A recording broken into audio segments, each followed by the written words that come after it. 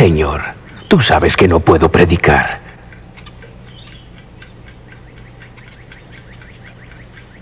Bueno, si tú me muestras el camino, es decir, si tú envías una invitación para que yo predique, entonces, Señor, iré.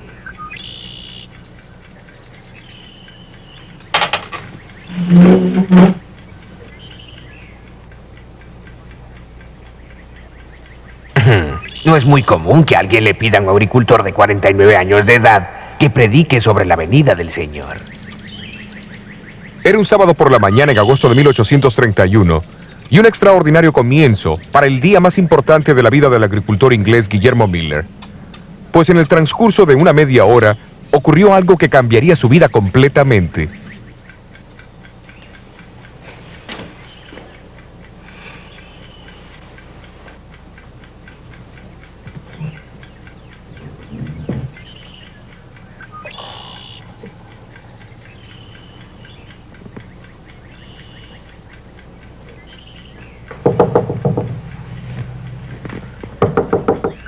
Pase.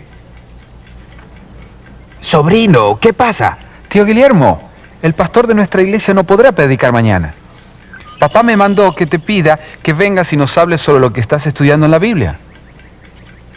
Sobre las profecías y la segunda venida de Cristo.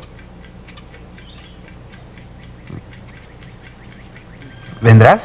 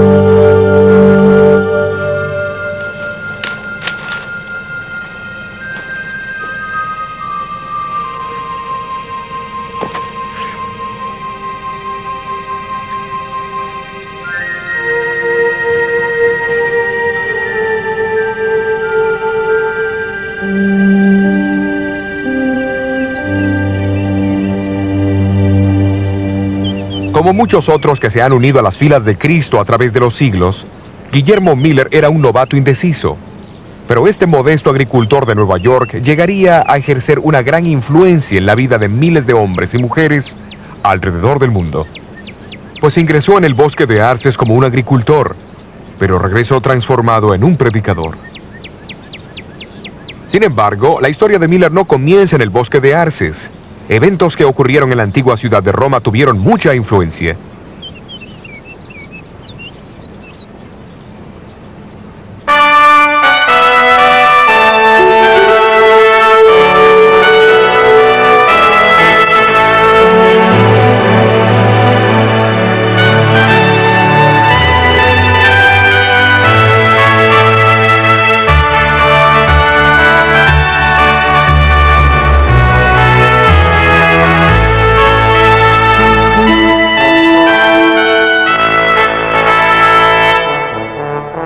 La Capilla Sixtina, cerca de la Basílica de San Pedro en Roma, es famosa por su historia y arte.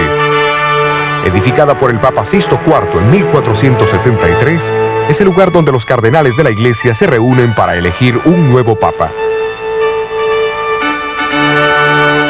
En sus paredes y techos se pueden ver magníficas pinturas de las escenas y personajes del Antiguo y Nuevo Testamento.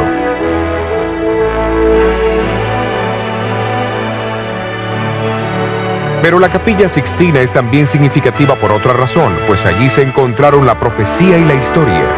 Miguel Ángel nunca hubiera imaginado cuando pintó la figura de Daniel en el techo, al comienzo del siglo XVI, que una de las profecías de Daniel se cumplirían en menos de 300 años más tarde.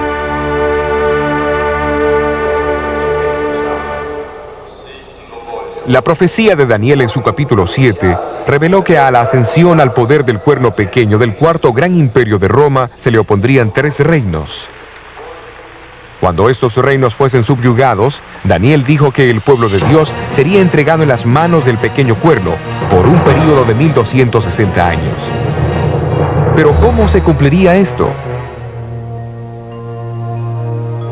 En el año 533 después de Cristo, el emperador Justiniano I, soberano civil supremo, proclamó que el obispo de Roma sería la cabeza de todas las iglesias del este y oeste de su territorio. Al someterse al Papa toda autoridad espiritual, Justiniano virtualmente entregó el pueblo de Dios en su mano y colocó la espada civil a la disposición del pontífice. Pero el decreto no podría ejecutarse mientras el tercer y último reino que se oponía al obispo de Roma, los ostrogodos arianos, gobernasen Italia. Su poder fue interrumpido cuando las tropas de Justiniano rompieron el sitio de Roma por los ostrogodos en el año 538 después de Cristo. Fue en ese año que el antiguo trono del Imperio Romano fue finalmente preservado para el papado y el período de su supremacía eclesiástica comenzó.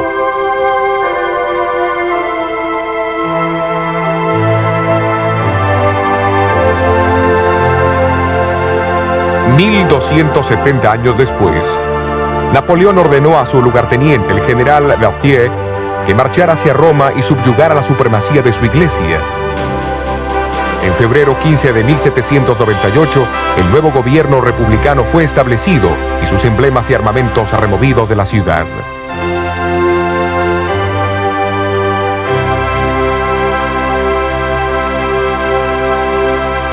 Los acontecimientos históricos cumplieron exactamente las palabras de la profecía.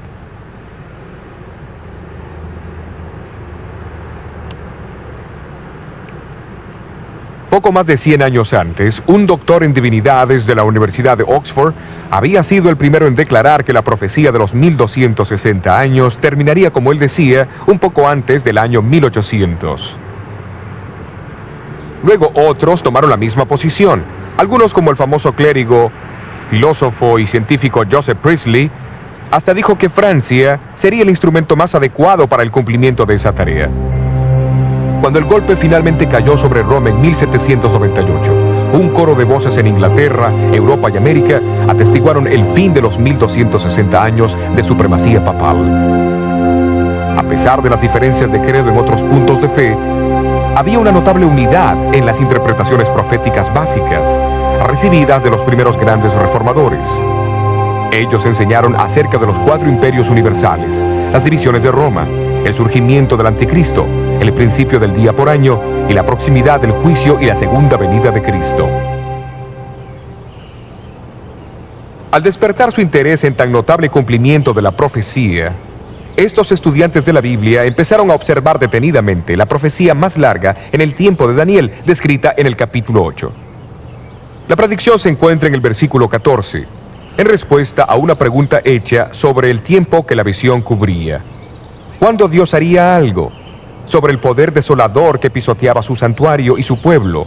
La respuesta es la siguiente: y él me dijo, hasta 2300 días de tarde y de mañana, y el santuario será purificado. El estudio de este periodo de tiempo ha intrigado a los estudiantes de la Biblia por cientos de años. Eruditos judíos, desde el comienzo del siglo VIII, y eruditos cristianos desde finales del siglo XIII, han identificado los 2300 días como 2300 años. Pero aunque muchos siguieron estudiando esta profecía, su significado seguía siendo un misterio. No debe sorprendernos, porque en Daniel 8, el ángel Gabriel le dijo a Daniel que el período de 2300 días años no se cumpliría hasta el tiempo del fin. Y en Daniel 12, Dios ordena al profeta a sellar su libro hasta ese mismo tiempo.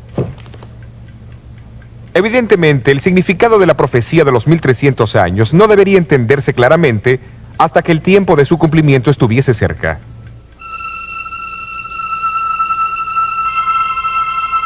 Isaac Newton fue uno de los hombres más brillantes que haya existido, quien formuló las leyes de la gravedad y algunas leyes del movimiento, quien también descubrió los secretos de la luz y el color.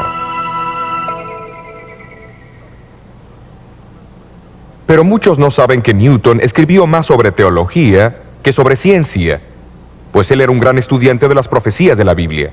En su libro sobre Daniel y Apocalipsis, describió un principio significativo relacionado con la profecía y su cumplimiento.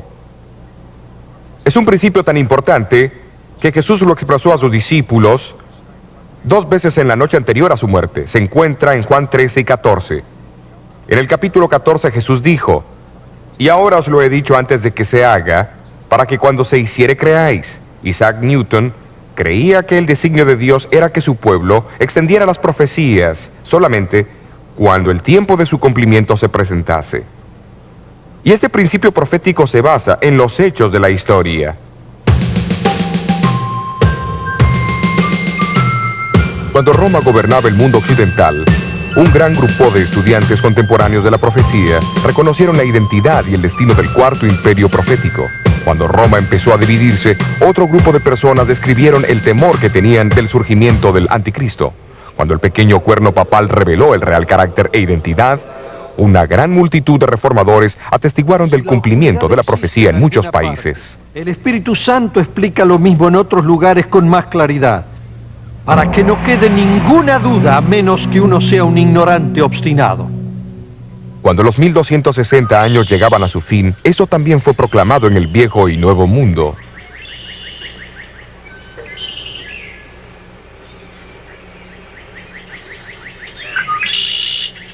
Pero en el siglo XIX, el foco de interés en diferentes continentes y países y entre todos los grupos denominacionales eran los 2300 años de Daniel 8. Y uno de esos testigos fue el predicador bautista que llegó a ser el líder en los Estados Unidos del gran movimiento que enfatizó la segunda venida de Cristo al comienzo del siglo XIX, Guillermo Miller. ¿Pero qué clase de hombre fue Guillermo Miller? Miller nació en Massachusetts en 1782. Cuando él tenía 4 años de edad, su familia se mudó a Lowhampton, Nueva York. Siendo el mayor entre 16 niños, su madre, que temía a Dios, le enseñó a reverenciar la Biblia como la revelación de Dios al hombre. A la edad de 21 años, Miller se casó con Lucy Smith y luego se mudaron a la cercana ciudad natal de ella, Pulteney, Vermont.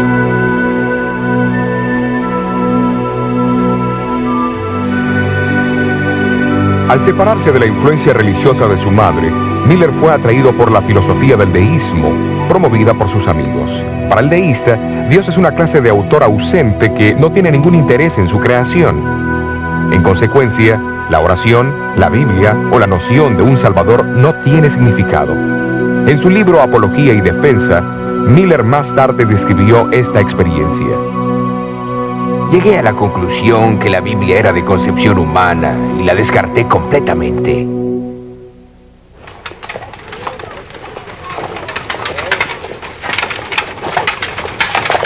Pero Miller poseía cualidades personales que incitaban a otras personas a confiar en él. Llegó a ser el sheriff asociado y lugarteniente de la Guardia Nacional del estado de Vermont. Durante la Guerra Americana de 1812, fue ascendido a rango de capitán en el ejército de los Estados Unidos.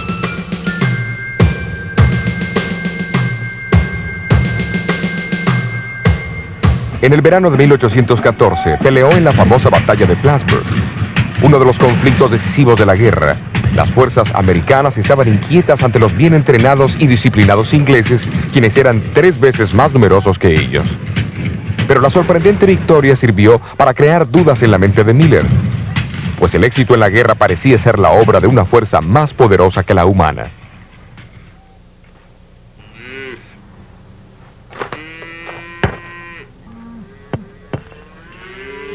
En 1815, Miller regresó a Lowhampton y edificó en un terreno de 80 hectáreas esta cómoda casa de 2 pisos cerca de un bosque de arces.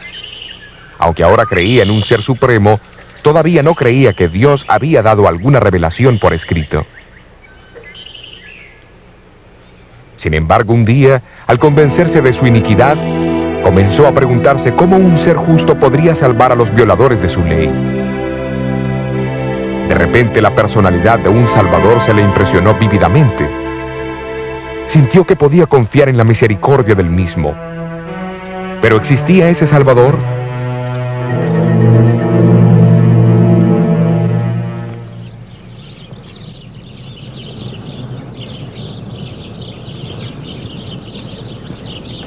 A fines de 1816, él aceptó a Jesús como su Salvador y amigo en la Iglesia Bautista de Hampton, y la Biblia llegó a ser un deleite. Pero sus amigos deístas fueron ágiles en desafiar su nueva fe en las Escrituras como la revelación de Dios. Dejando de lado todos los libros, excepto la Biblia y la concordancia de Cruden, Miller comenzó con Génesis 1 y prosiguió no más rápido de lo que su entendimiento del significado de cada texto le permitía. Pasó 2 años estudiando la Biblia meticulosamente, una tarea tan cautivante que muchas veces pasaba días y noches enteras en su estudio. ¿Y cuáles fueron algunas de las conclusiones a que llegó en 1818? Estoy completamente seguro que la Biblia se interpreta por sí sola y que es lo suficientemente simple para que todos la entiendan.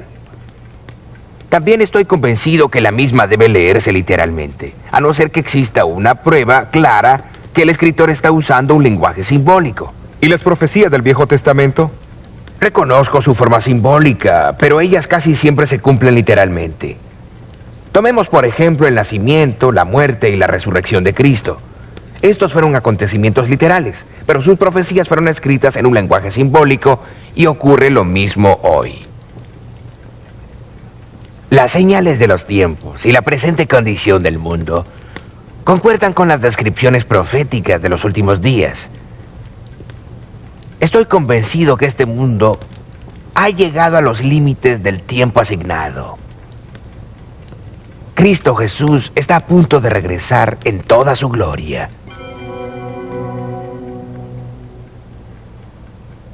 La conclusión de Miller fue interesante, pues era contraria a la idea predominante de la mayoría de las iglesias protestantes de su tiempo sobre la segunda venida. Estos enseñaban que el milenio, o período de 1000 años descrito en Apocalipsis 20, comenzaría con una conversión mundial. Esto llevaría a un reinado milenario de paz y justicia en la tierra. Entonces la segunda venida de Cristo ocurriría al final de los 1000 años. Mientras muchos pensaban que ellos reconocían las señales que indicaban que el milenio se iniciaría al comienzo de los 1800, Miller por su lado estaba convencido de que la venida de Cristo era inminente y que ocurriría al comienzo de los 1000 años. Estoy seguro de que nos hemos equivocado en cuanto a esto. Solo escuchemos Daniel 8, versículo 14. Hasta 2300 días de tarde y mañana y el santuario será purificado. El capítulo indica que los 2300 años comienzan con el decreto de reconstruir Jerusalén en el año 457 a.C. El período termina alrededor del año de 1843. La Biblia parece enseñar que el santuario es la tierra. La purificación debe ser la purificación de fuego en la segunda venida de Cristo. Lo que significa que en unos 25 años el mundo llegará a su fin y Jesús vendrá. De hecho, Miller pasó los próximos 13 años examinando y reexaminando los argumentos a favor y en contra de su creencia. A medida que crecía su convicción, sentía que tenía el deber personal de comunicar al mundo sus conclusiones. Cuando los años de investigación finalmente borraron todo vestigio de duda, el temor de hablar en público se hizo presente.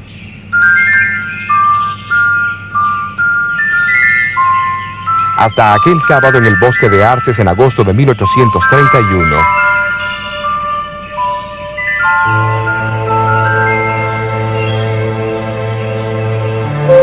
Miller acompañó a su sobrino Irving Guilford a la casa de los Guilford en Dresden.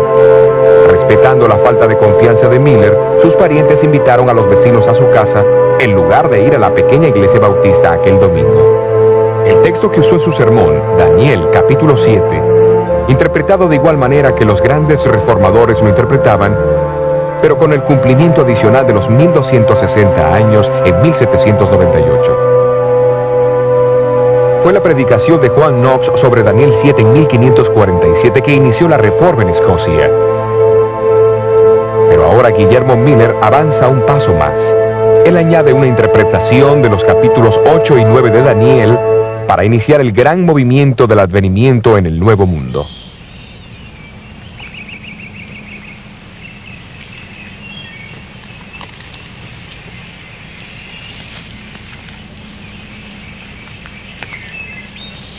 Cuando Miller regresó a la casa, empezaron a llegar invitaciones para predicar en lugares cercanos y lejanos.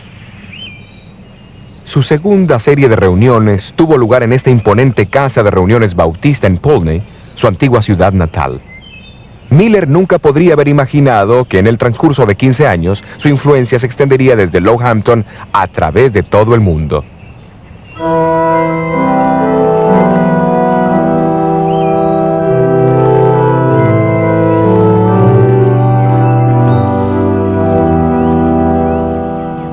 Aunque Miller había llegado a sus conclusiones por el estudio personal de las Escrituras, sus opiniones no eran del todo nuevas.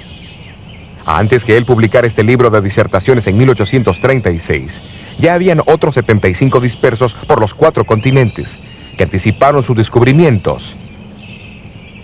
A pesar de sus diferencias culturales y denominacionales, ellos concordaban esencialmente que los 2300 años se cumplirían durante la década de 1840. O sea que la advertencia del juicio venidero y el pronto regreso de Jesús se dio tanto en el viejo como en el nuevo mundo.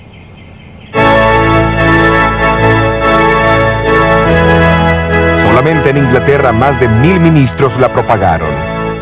En Suecia, donde la predicación contraria a la de la iglesia establecida era ilegal, los niños proclamaron el pronto advenimiento de Cristo. En Estados Unidos, el mensaje de Miller fue oído en las principales ciudades de la nación. El Señor viene. Su llegada es inminente. ¿Estás listo para encontrarlo? Ministros de muchas denominaciones, convencidos de la veracidad del mensaje de Miller, se unieron a él en su proclamación. Los cálculos contemporáneos estimaron de 700 a 2000 en número. La segunda venida de Cristo. También hemos visto los eventos. Se organizaron convocaciones generales que atrajeron mucho público. Se dirigieron reuniones campestres, 125 de ellas entre 1842 y 1844, con una estimada audiencia total de 500.000 de personas. La prensa causó un impacto aún mayor que el evangelismo público. En mayo de 1844 se dice que circularon 5 millones de copias de artículos sobre el segundo advenimiento. Los predicadores, seguidores de Miller, estaban atentos a todo medio disponible para hacer su mensaje simple y claro.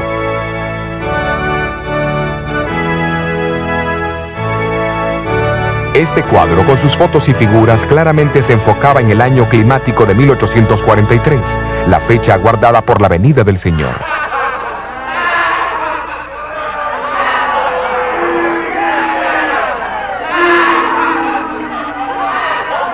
Pero no todos tomaron estos predicadores con seriedad.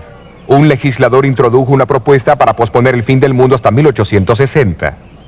Otro ofreció reservaciones de asientos para escaparse en un globo aerostático por $200. Miller siempre había vacilado en fijar una fecha exacta. Mientras el año de 1843 se acercaba, más lo presionaban. Porque el año sagrado de los judíos comenzaba en la primavera.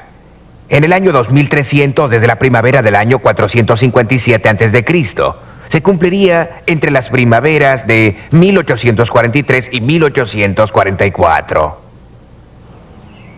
La primavera de 1844 pasó y Cristo no vino. Volviéndose las Escrituras para una solución a su problema, los seguidores de Miller encontraron la parábola de las 10 vírgenes en Mateo, capítulo 25. En el versículo 5 leyeron la frase, y tardándose el esposo.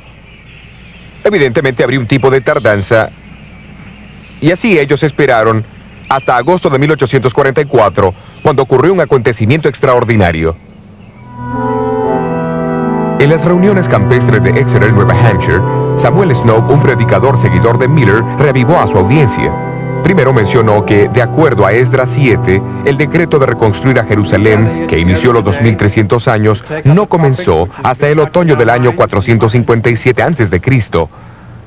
Siendo así, los 2300 años tendrían que terminar en el otoño, no en la primavera. ¿Pero qué día del otoño? Basándose en sus estudios de las fiestas primaverales y otoñales de los judíos en Levítico, Snow concluyó que Jesús aparecería en el 10º día del 7º mes.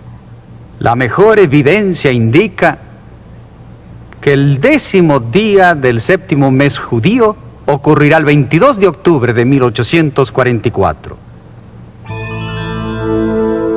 Así que en menos de 3 meses, el esposo estará aquí para buscar a su esposa. No es tiempo para que escuchemos el clamor de la medianoche. He aquí, el esposo viene, salid a recibirlo. Las colinas de Nueva Inglaterra pronto resonaron con el clamor de la medianoche. Miller estaba entre los últimos en aceptar esa fecha. Pero él y otros líderes sintieron que guardar silencio parecía contrariar el trabajo del Espíritu Santo.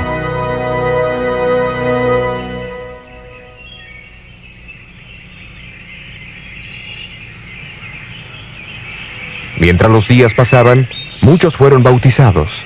Los creyentes cerraron sus comercios, dejaron sus trabajos, confesaron sus faltas y pasaron horas enteras orando. Finalmente el cubrimiento excesivo de la prensa cesó. La gran tienda de campaña fue desarmada y guardada por última vez, y los líderes regresaron a sus casas para estar con sus familias.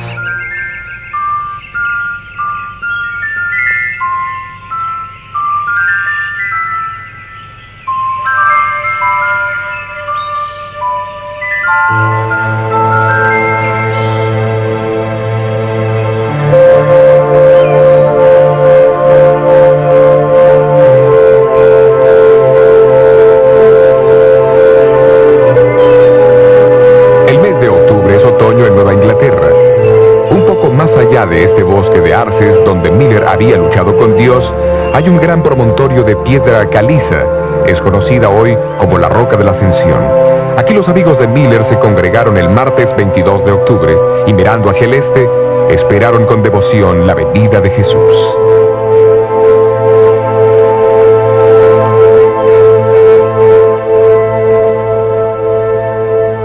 Por todo el país, decenas de miles de adventistas, como se le llamaban ahora los seguidores de Miller, se reunieron en iglesias, tiendas y hogares.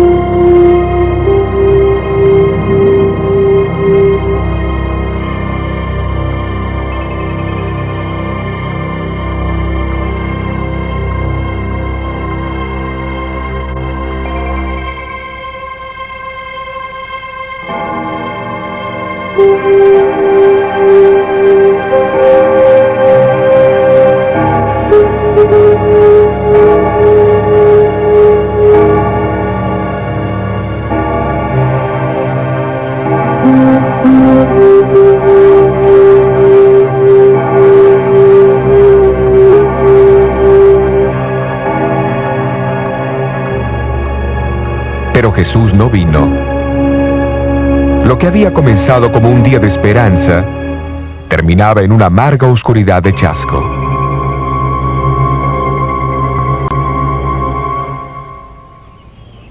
En los días y semanas que siguieron, la humillación, la confusión y la duda amenazaron sumergirlos. Inevitablemente el impulso pujante del movimiento del adventismo cesó abruptamente. Algunos lo abandonaron. ¿Los había engañado Guillermo Miller? Miller nunca abandonó su fe en el pronto regreso de Jesús. 4 años después del chasco construyó esta pequeña capilla en su finca, detrás de la Roca de la Ascensión, y el grupo de creyentes que siguieron compartiendo la esperanza de Miller se reunían aquí con él y su familia.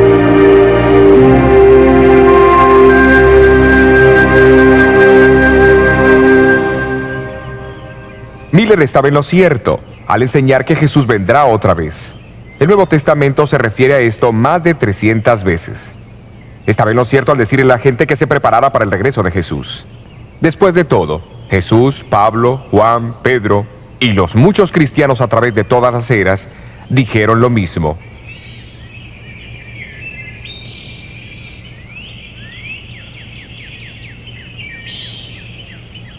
Miller estaba en lo cierto al enfocarse más en Jesús que en una fecha. Y él estaba en lo cierto al declarar que los 2300 días son 2300 años, pues al establecer este principio día por año, se alineó con muchos estudiosos eminentes de la Biblia de 2000 años atrás. Y al proclamar que los 2300 años se extenderían a la década de 1840, Miller fue solamente uno entre miles de estudiantes contemporáneos de la Biblia que creían lo mismo. Entonces, ¿qué pasó?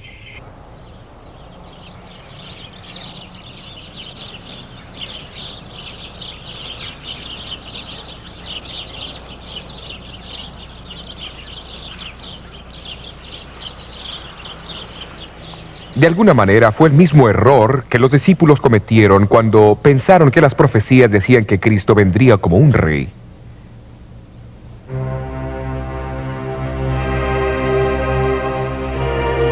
No fue un error de una persona irracional o los cálculos insensatos de un fanático, sino que fue un honesto malentendido del significado de la frase del Antiguo Testamento, donde menciona la purificación del santuario. Pero ¿por qué Dios permitió que el hombre, que él había llamado inequívocamente para un propósito, cometiera tremendo error? Tal vez nunca sepamos la respuesta completa a esta pregunta. Muchos cristianos creían en una conversión mundial que culminaría con el regreso de Jesús al fin de los 1000 años.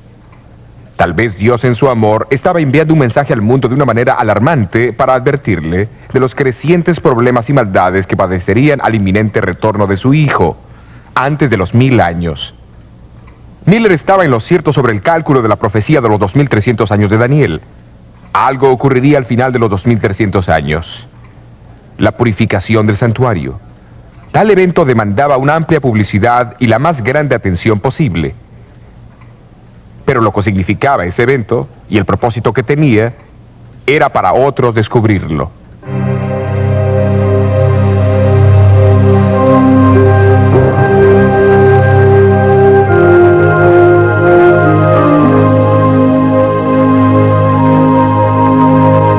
Falleció 5 años después del gran chasco del 22 de octubre de 1844. Poco antes de morir, Miller escribió esta carta inconclusa. Apreciado hermano, no puedo contenerme de escribir una palabra o dos aunque no pueda ver. Todo marcha bien. El esposo viene, no hay duda. El rey debe venir. Levanten sus cabezas. Muestren regocijo. No sean creyentes infieles. Pronto veremos al que hemos buscado y esperado.